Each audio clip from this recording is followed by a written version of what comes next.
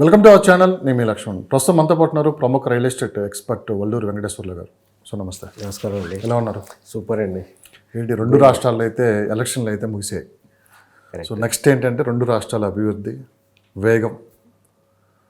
అంటే ఇటు real estate తీసుకున్నామంటే మనం హైదరాబాద్ రియల్ ఎస్టేట్ గురించి మనం ప్రత్యేకంగా చెప్పాల్సిన పర్లేదు. ఎందుకంటే ఇప్పుడున్న మొత్తం ఇండియాలోనే టాప్ పొజిషన్లో అవుతూ ఉంది. అయితే అమరావతిలో కూడా ఇప్పుడు ప్రభుత్వం మారింది. కొత్త ప్రభుత్వం మళ్ళీ చంద్రబాబు నాయుడు గారు రావటం, అమరావతిని మళ్ళీ కొనసాగించడం. అంటే గతంలో అమరావతి ఏ విధంగా మూలనబడింది మనం చూసాం. సో అమరావతిలో కూడా వేగంగా పరిణామాలు అయితే మారిపోతున్నాయి.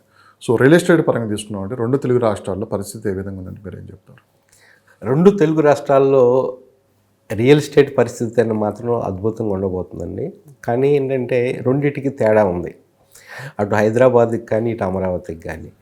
అమరావతిలో ఏంటంటే ఇప్పుడు కొత్తగా హైదరాబాదు ఇప్పుడు తెలంగాణ ఏర్పరిచినప్పుడు 2014లో కేసీఆర్కి వచ్చినప్పుడు ఉన్న కసి, బాగా డెవలప్ చేయాలన్న కసి ఇప్పుడు చంద్రబాబు నాయుడులో అంతకుముందు కూడా ఉంది. ఒక ఆంధ్రాని, ముఖ్యంగా అమరావతిని బాగా మంచి క్యాపిటల్గా అద్భుతంగా ప్రపంచంలో కూడా ఒక నోన్గా ఒక రిమార్క్గా తీసుకురావాలని, అద్భుతంగా డెవలప్ చేయాలని ఒక కసి మాత్రం చంద్రబాబు నాయుడు గారు. అట్లా ఏంటంటే ఆంధ్ర ప్రజల్లో కూడా ఆ కసిని అనేది ఆల్మోస్ట్గా మన చంద్రబాబు నాయుడు గారు మోటివేట్ చేస్తున్నారు.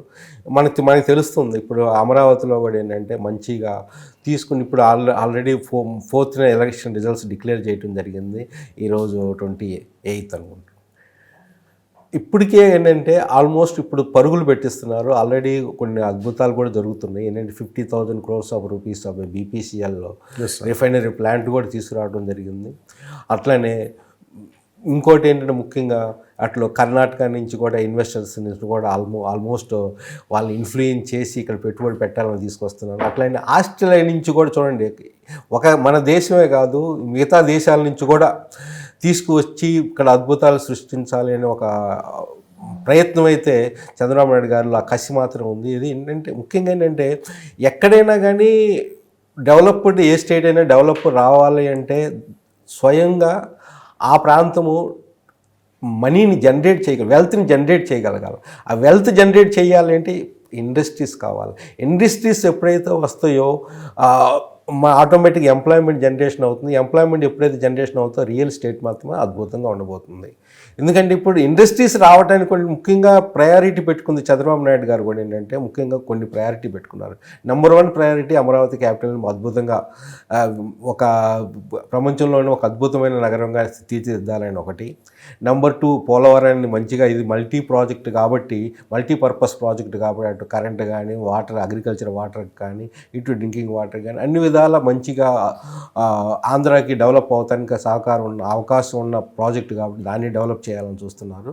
మూడవది పరిశ్రమలు తీసుకురావటానికి చాలా ఫస్ట్ ప్రయారిటీ ఇస్తున్నారని చెప్పుకోవచ్చు. ఎందుకంటే అటు ఎన్ఆర్ఐ నుంచి కానీ, అప్పటి అమెరికా వెళ్ళినప్పుడు కానీ, ఎలక్షన్ అయిన తర్వాత అమెరికా వెళ్ళటం జరిగింది. రిజల్ట్స్ రాకముందే కూడా చంద్రబాబు నాయుడు గారు ఆ కొత్త తరహా దాంట్లో ఏంటంటే చాలామందిని అక్కడ ఎన్ఆర్ఐన్స్ కూడా రమ్మని ఆహ్వానించడం కూడా జరిగింది. దాని యొక్క పర్యవసానం ఏంటంటే తొందరలో మనకు తెలుసుకోబోతాం. ఇంకోటి ఏంటంటే చంద్రబాబు నాయుడులో గారిలో ఏంటంటే ముఖ్యంగా ఆ విజనరీ నాయకత్వం ఉండటం వల్ల ఏంటంటే ఒక నాయకుడు అనేది ఏ విధంగా ఒక స్టేట్ని డెవలప్ చేయగలడు అనేది మనం ప్రీవియస్గా చూసాము. ప్రజల్లో కూడా ఇప్పుడు ఆ నమ్మకం పెట్టుకొని మరలా తీసుకురావడం జరిగింది. బాధ్యత అనేది ఇప్పుడు చంద్రబాబు నాయుడు గారి మీద పెరిగింది.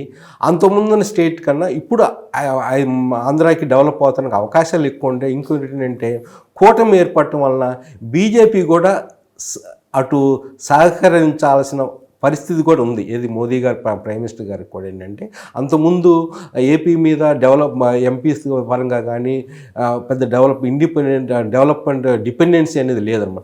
కానీ ఇప్పుడు ఒక తెలుగుదేశం కానీ, జనసేన కానీ, బీజేపీ ఇక్కడ తీసుకొచ్చిన ఎంపీస్ పరంగా కూడా ఏంటంటే ఒక కీ రోల్ సెంటర్లో ప్లే చేయడానికి అవకాశం ఉండటం వల్ల ఏంటంటే బీజేపీకి కూడా ఒక మంచి అవకాశము.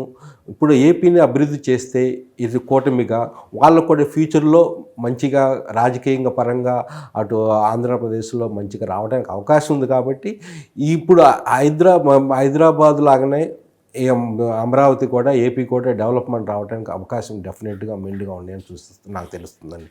నెక్స్ట్ కాకపోతే it's matter of time, 5 years కాదు, ఇంకా 10 years పడుతుంది ఇప్పుడు పెట్టిన ఇన్వెస్ట్మెంట్స్. అంటే బేసిక్గా అందరూ చాలామంది ఇన్వెస్టర్స్ ఏంటంటే ఈ ఎలక్షన్లు అయిపోయిన దాకా వెయిట్ చేద్దామని చెప్పి ఒక ఆలోచనలో ఉన్నారు. సో 2 రాష్ట్రాల్లో ఎలక్షన్లు అయితే అయిపోయాయి.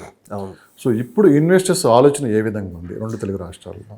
ఇప్పుడు చూడండి, నేను అంతకుముందు ఒక వీడియో కూడా చేయడం జరిగింది. అంతకుముందు కన్ఫ్యూషన్ స్టేజ్ ఏది, ఎలక్షన్స్ ఏ విధంగా రిజల్ట్స్ రాబోతున్నాయి ఒక కన్ఫ్యూషన్ స్టేజ్ ఉంటే, ఇప్పుడు ఏంటంటే ఎవరైతే ఇన్వెస్టర్స్ అయితే నిజంగా ఇన్వెస్టర్స్ ఆల్రెడీ వెళ్ళిపోయి ఇన్వెస్ట్ చేశారండి, వాళ్ళకి రిటర్న్స్ అనేది డబుల్ ట్రిపుల్ కూడా అయింది. ఇప్పుడు ఎలక్షన్స్ ఉన్న రేట్స్ ఇప్పుడు అమరావతిలో ఇప్పటికి 3 times పెరిగిందని మినిమం చెప్పుకోవచ్చు డెఫినెట్గా. అంటే ఎలక్షన్స్ ముందు ఎవరైతే ఆలోచించి కొంతమంది రియల్ ఎస్టేట్ గైడెన్స్ కూడా తీసుకొని ఎవరైతే పెట్టుబడి పెట్టారో వాళ్ళకి ఆల్రెడీ రిటర్న్స్ వచ్చేసినాయి ఇప్పుడు అమ్ముకుంటే.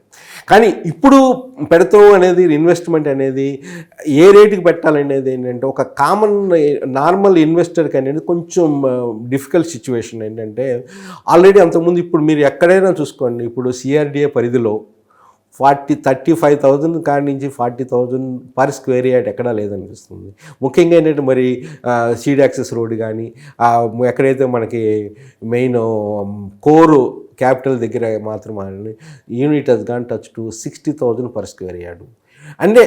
అంటే మనకి కొంత రీసెర్చ్ చేసి కొంత మంచి పాకెట్స్ మంచి దొరికితే ఇన్వెస్ట్ చేసుకోవటం డెఫినెట్ ఉందండి ఇప్పుడు చేసుకుంటే. ఇది కాకపోతే ఏంటంటే ఇమీడియట్గా రిటర్న్స్ రావద్దు, బట్ డెఫినెట్గా రిటర్న్స్ రావడానికి అవకాశం ఉంది. కొంచెం పేషెన్స్గా ఓర్పుతో ఒక 10 సంవత్సరాలు వెయిట్ చేయగలిగితే ఏంటంటే మంచి రిటర్న్స్ రావడానికి అద్భుతంగా డెవలప్ అవడానికి అవకాశం ఉంది. ఎందుకంటే ఇప్పుడున్న స్పీడ్ చూస్తుంటే ఏంటంటే డెవలప్మెంట్ స్పీడు, ఇప్పుడు యొక్క పెట్టుబడుల వరద అనేది ఏంటంటే ఇది కంటిన్యూ అయిద్దని మనం ఆశిస్తున్నాము.